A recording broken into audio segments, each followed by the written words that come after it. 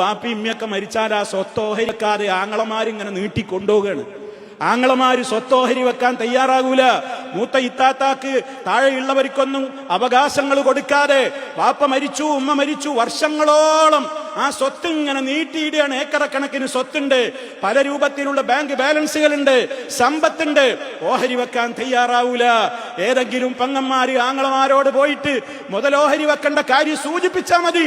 ബാപ്പ മരിച്ചപ്പോൾ കണക്ക് സ്വത്തിന്റെ പൂതിയായല്ലേ എന്ന് ചോദിക്കുന്നു. പേടിച്ചിട്ട് പാവങ്ങളായ പെങ്ങന്മാര് ചോദിക്കൂല. ഇത് മുതലെടുക്കുന്ന എത്രയോ ആങ്ങളമാരുണ്ട്. ശ്രദ്ധിച്ചോളണം. ഒരാൾ മരിച്ചു കഴിഞ്ഞാൽ അധികം താമസിയാതെ സ്വത്ത് അങ്ങോട്ട് ഓഹരി വെച്ചു കൊടുത്തോളണം. ആരെ കൊണ്ട് ചോദിപ്പിക്കരുത്. നമുക്കതിൽ അവകാശമൊന്നുമില്ല. നമുക്കുള്ള അവകാശം പോലെ എന്റെ പെങ്ങന്മാർക്കും മറ്റുള്ളവർക്കുമൊക്കെ അവകാശങ്ങളുണ്ട്.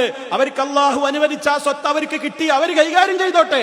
എന്തിനാ നമ്മളിതിങ്ങനെ കാത്ത് അടക്കി പിടിച്ചു കെട്ടി നിൽക്കുന്നത്? അത് ക്രൂരതയാണ്.